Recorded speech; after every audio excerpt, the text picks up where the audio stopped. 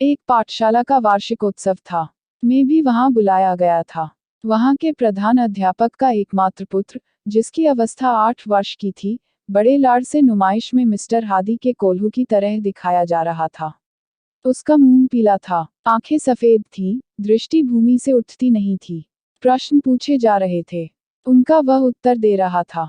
धर्म के 10 लक्षण वह सुना गया, 9 रसों के उदाहरण दे गया।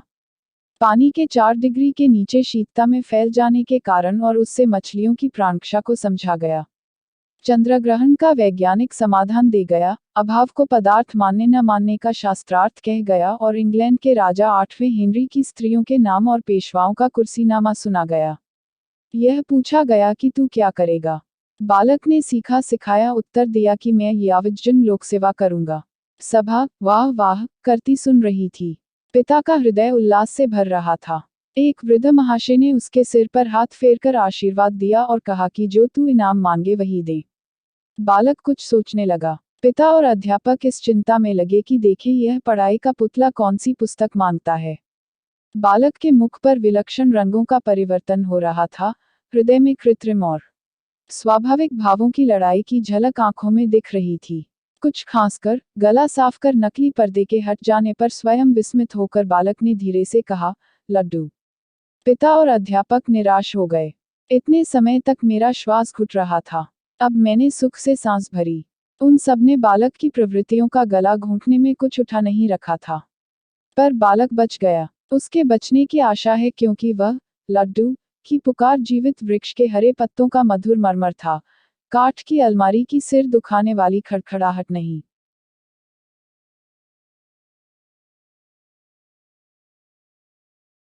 घड़ी के पुर्जे। धर्म के रहस्य जानने की इच्छा प्रत्येक मनुष्य न करे, जो कहा जाए वही कान ढलकाकर सुन ले। इस सत्ययुगी मत के समर्थन में घड़ी का दृष्टांत बहुत तालियां पिटवाकर दिया जाता है। घड़ी समय बतलाती है। किसी घड़ी देखना जानने वाले से समय पूछ लो और काम चला लो। यदि अधिक करो तो घड़ी देखना स्वयं सीख लो, किंतु तुम चाहते हो कि घड़ी का पीछा खोलकर देखें, पुर्जे गिन ले, उन्हें खोलकर फिर जमा दें, साफ करके फिर लगा ले, यह तुमसे नहीं होगा। तुम उसके अधिकारी नहीं। यह तो वेदशास्त्रज्ञ धर्माचार्यों का ही काम कि घड़ी के पुर्जे जाने, तुम्हें इससे क्या। क्या इस उपमा से जिज्ञासा बंद हो जाती है? इसी दृष्टांत को बढ़ाया जाए तो जो उपदेशक जी कह रहे हैं उसके विरुद्ध कई बातें निकल आवे। घड़ी देखना तो सिखा दो, उसमें तो जन्म और कर्म की पख न लगाओ, फिर दूसरे से पूछने का टंटा क्यों। गिनती हम जानते हैं, अंक पहचानते हैं, सुइयों की चाल भी देख सकते हैं, फिर आंखें भी हैं, तो हमें ही न देखने दो। पड़ोस की घड़ियों में दोपहर के 12 बजे हैं, आपकी घड़ी में आधी रात है, जरा खोलकर देख न लेने दीजिए कि कौन सा पेच बिगड़ रहा है।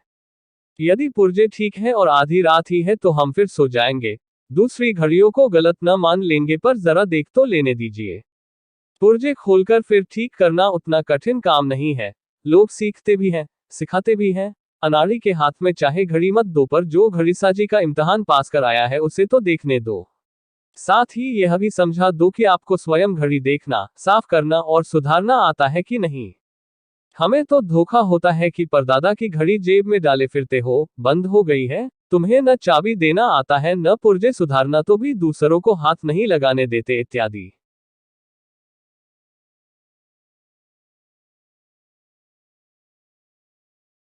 गधेले चुन लो। शेक्सपियर के प्रसिद्ध नाटक मर्चेंट ऑफ वेनिस में पोर्शिया अपने वर को बड़ी सुंदर रीति से चुनती है।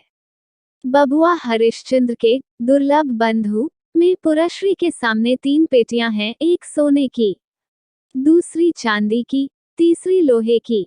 तीनों में से एक में उसकी प्रतिमूर्ति है। स्वयंवर के लिए जो आता है उसे कहा जाता है कि इनमें से एक को चुन ले। अकड़बाज सोने को चुनता है और उल्टे पैरों लौटता है। लोभी को चांदी की पिटारी अंगूठा दिखाती है। सच्चा प्रेमी लोहे को छूता है और घुड़दौड़ का पहला इनाम पाता है। ठीक ऐसी ही लॉटरी वैदिक काल में हिंदुओं में चलती थी। इसमें नर पूछता था, नारी को बूझना पड़ता था। स्नातक विद्या पढ़कर, नहा धोकर, माला पहनकर, सेज पर जोग होकर किसी बेटी के बाप के यहाँ पहुंच जाता। वो उसे गौ भेंट करता। पीछे वह कन्या के सामने कुछ मट्टी के ढेले रख देता। उसे कहता कि इसमें से एक उठा ले, कहीं 7, कहीं कम, कहीं ज्यादा। नर जानता था कि ये ढेले कहाँ कहाँ से लाया हूँ और किस किस जगह की मट्टी इनमें है। कन्या जानती न थी। यही तो लॉटरी की बुझावट ठहरी। वेदी की मट्टी, गौशाला की मट्टी, खेत की मट्टी, चौराहे की मट्टी, मसान की धूल, कई चीजें होती थी।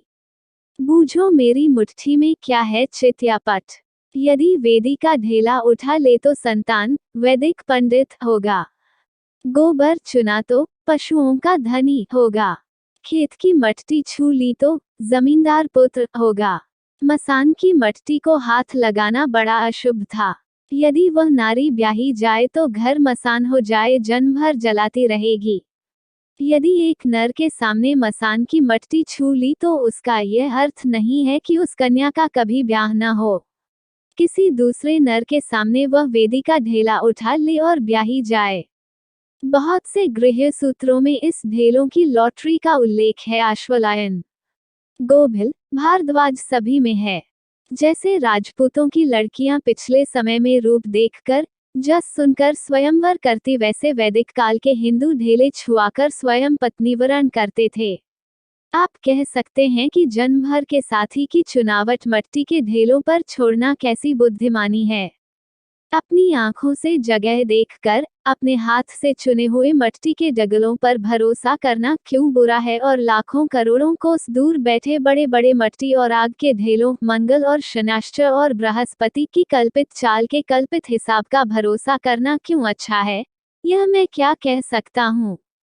बकौल वात्स्यायन के, आज का कबूतर अच्छा है कल के मोर से, आज का पैसा अच्छा है कल के मोहर से। आंखों देखा ढेला अच्छा ही होना चाहिए, लाखों कोस की तेज पिंड से। बकौल कबीर के थी, पत्थर पूजे हरी, मिले तो तू पूज पहाड़। इससे तो चक्की भली, पीस खाय सन।